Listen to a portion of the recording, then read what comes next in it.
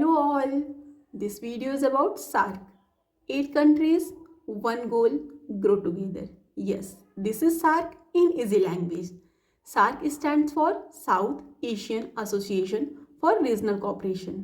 जैसा कि इसका फुल फॉर्म ही इसका पर्पस क्लियर कर रहा है. रीजनल कॉपरेशन मीन्स जितने भी 8 मेंबर कंट्रीज हैं वो एक दूसरे को इकोनॉमिकली, सोशली हर तरीके से सपोर्ट करेंगी ताकि वो साथ में आगे बढ़ सकें. वो 8 मेंबर्स का नाम मैं आगे आपको वीडियो में बताऊंगी. सार्क की एस्टैब्लिशमेंट 8 दिसंबर 1985 में हुई थी. Charter was signed in Dhaka, Bangladesh. Means जब सारे मेंबर ने ये एग्री कर लिया था हाँ ये बॉडी बनेगी, तो चार्टर कहाँ साइन हुआ था? ढाका, बांग्लादेश में. Headquarter is at Kathmandu, Nepal. Official language of the SAARC is English. देखिए यहाँ पे आपको ऐसा कुछ समझने जैसा है नहीं, याद करने जैसा है, तो प्लीज़ आपको ये याद ही करना होगा. जहाँ पे कुछ ऐसे समझाने जैसा होगा मैं वहाँ पे बताऊँगी. सार्क डे किस दिन मनाया जाता है? 8 दिसंबर. चलिए आते हैं मेंबर कंट्रीज़ पे. सार्क में टोटल 8 मेंबर्स हैं.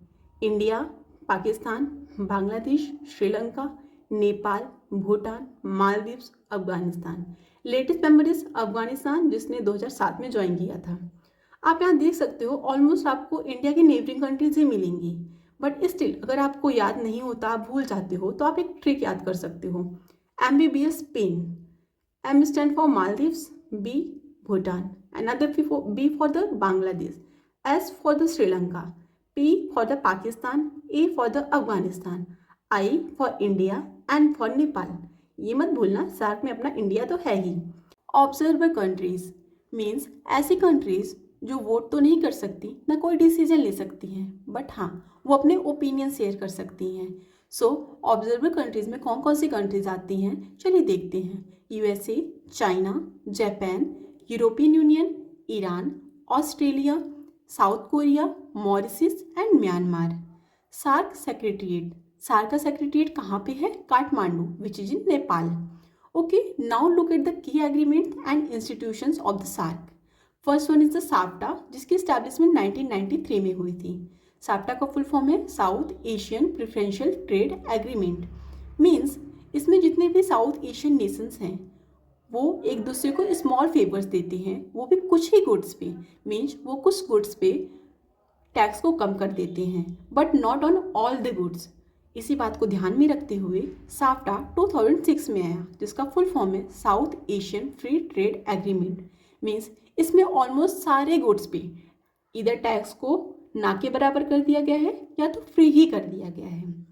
Next one is the SAARC development fund. Means एक ऐसा फंड जो कि सार्क मेंबर कंट्रीज ने बनाया है ताकि वो जब भी कोई कंटिजेंसी आए, एमरजेंसी सिचुएशन आए, किसी भी कंट्री को, सार्क नेशन को कोई ज़रूरत पड़े किसी भी तरह की डेवलपमेंट की, इंफ्रास्ट्रक्चर, इकोनॉमिक, तो यहाँ से फंड, इसी फंड से पैसा उठाया जाता है जिसका हेडक्वार्टर है थिम्पू, भूटान में. सार्क फूड बैंक क्यों बनाया गया था? To ensure the food security in the region. जब भी कोई फूड की इमरजेंसी आ जाए, शॉर्टेज आ जाए, उस बात का ध्यान रखते हुए सार्क मेंबर ने एक फूड रिजर्व बनाया जिसे सार्क फूड बैंक बोलते हैं. अब कुछ इंपॉर्टेंट फैक्ट्स हैं जो एग्जाम के व्यू से बहुत ही इंपॉर्टेंट है. India largest by area and the population.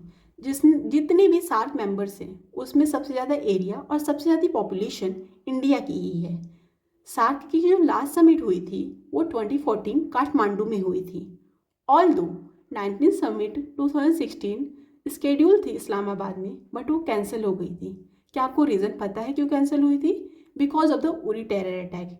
India और पाकिस्तान के बीच में टेंशन्स आ गई जिसकी वजह से इंडिया ने बोला कि I will not attend the summit, जिस वजह से ये समिट कैंसिल हो गई थी क्योंकि कुछ और कंट्रीज़ थी जो कि समिट अटेंड नहीं कर रही थी. आई होप सो सार्क आपको समझ में आ गया होगा. स्टिल अगर आपको कोई डाउट होता है प्लीज़ फ्री टू आस्क.